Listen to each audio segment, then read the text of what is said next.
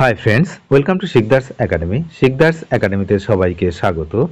এই ভিডিওতে আমরা আলোচনা করব গত 3 এপ্রিল 2025 সুপ্রিম কোর্টের রায়ে এসএসসির 26,000 শিক্ষক এবং যারা গ্রুপ সি গ্রুপ ডি ছিলেন তাদের চাকরি বাতিল হয়।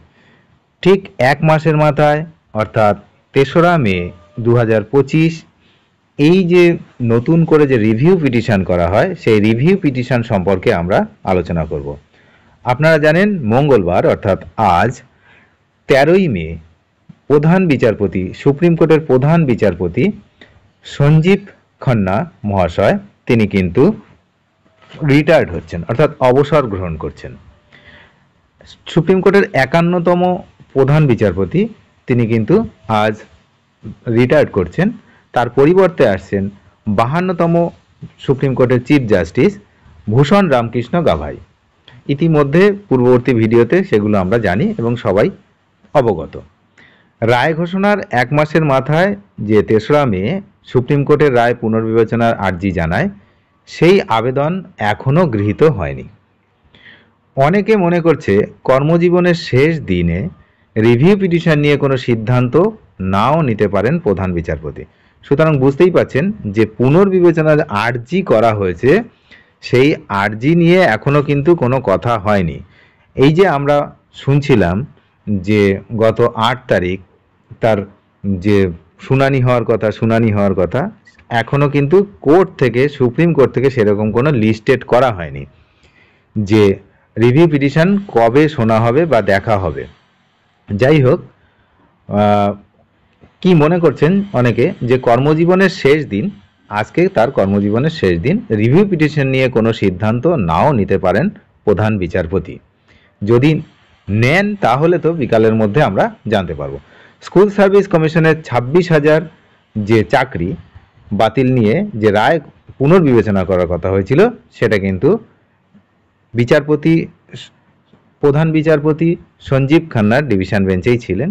উনি আজ অবসর যেহেতু নিচ্ছেন, তো সব ঠিকঠাক থাকলে বর্তমান বিচারপতির যে বেঞ্চ অর্থাৎ বর্তমান প্রধান বিচারপতি এখনো পর্যন্ত সঞ্জীব খান্না মহাশয়, ওনার বেঞ্চে কিন্তু এই মামলা আর উঠছে না।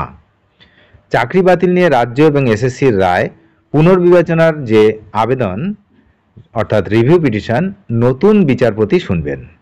যদিও কোন বেঞ্চে শুনানি হবে তাও এখনো পর্যন্ত নির্ধারিত হয়নি। এপ্রিল মাসের 3 তারিখে নিয়োগ প্রক্রিয়ার দুর্নীতি এবং অনিয়মের অভিযোগে যে বাতিল হয় চাকরি বাতিল সুপ্রিম কোর্টে, তাই নিয়ে কলকাতা হাইকোর্টের রায়ে হস্তক্ষেপ করেনি কিন্তু শীর্ষ আদালত। জাস্ট 2-1টা এদিক সেদিক করা হয়েছিল, কিন্তু মেন যে রায় সেই রায়ের কোনো হস্তক্ষেপ করেনি। শীর্ষ আদালতের ওই রায়ে অস্বস্তিতে পড়ে রাজ্য সরকার। তারা রিভিউ পিটিশন করবে বলেও জানায়। রায় ঘোষণার এক মাসের মাথায় গত 3রা মে রাজ্য এবং এসএসসি দুজনেই কিন্তু এই যে আর্জি সেই আর্জি কিন্তু আদালতে জানায়। তো এই আর্জি শুনানি নিয়ে কিন্তু প্রবল অনিশ্চয়তা তৈরি হয়। মঙ্গলবার যেহেতু তার কর্মজীবনের শেষ দিন অর্থাৎ মাননীয় বিচারপতি সঞ্জীব খান্না মহাশয়ের শেষ দিন, তো মঙ্গলবার এই দিন কিন্তু এই একটি মাত্র দিন এখানে শুনানি হওয়ার কিন্তু রিভিউ পিটিশনের শুনানি হবে এমনটা কিন্তু মনে হচ্ছে না। তো রিভিউ পিটিশন যে করা হয়েছিল সেক্ষেত্রে কয়েকটি ধাপ রয়েছে। রায় পুনর্বিবেচনা চেয়ে কেউ আর্জি জানালে প্রথমে তার সংশ্লিষ্ট বিচারপতির চেম্বারে যায়, মানে যিনি রায় দিয়েছেন সেখানে বিচারপতি বা বিচারপতিরা, যদি দুজন ছিলেন এখানে, বিচারপতিরা সিদ্ধান্ত নেন মামলাটি গ্রহণ করা হবে কিনা। প্রয়োজনে বিচারপতির চেম্বারে তা নিয়ে শুনানিও করা হয়। সেখানে মামলা গ্রহণ করা হলে তা কোর্টে পাঠানো হয় শুনানির জন্য। এসএসসি মামলার ক্ষেত্রে 7 দিন পেরিয়ে গেলেও মামলাটি এখনো চেম্বারেই যায়নি বলে খবর পাওয়া যাচ্ছে। মামলাটি এখনো চেম্বারেই যায়নি বলে তেমনই কিন্তু খবর পাওয়া যাচ্ছে। মূল মামলাকারীদের আইনজীবী ফিরদৌস শামীম বলেন, এর আগে রাজ্য তথা মধ্যশিক্ষা পর্ষদ রায়ে সাময়িক স্বস্তি চেয়ে সুপ্রিম কোর্টে আবেদন করেছিল। তাদের আর্জি মেনে নেয় আদালত। শিক্ষকদের চাকরি ডিসেম্বর মাস পর্যন্ত বহাল রাখা হয়েছে।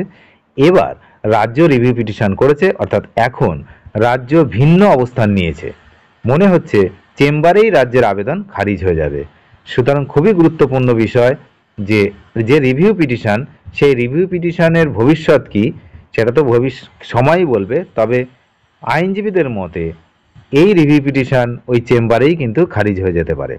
অনেক ধন্যবাদ ভিডিওটি শেষ পর্যন্ত দেখার জন্য। চ্যানেলে নতুন হলে অবশ্যই চ্যানেলটিকে সাবস্ক্রাইব করে সঙ্গে থাকবেন। Thank you.